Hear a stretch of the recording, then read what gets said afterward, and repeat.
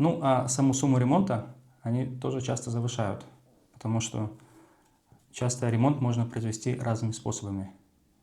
Можно сделать так называемый Smart Repair, то есть когда дешево и сердито проблема исправляется. А можно, например, перекрасить всю какую-нибудь часть автомобиля. Ну зачем это нужно, если деньги не содрать?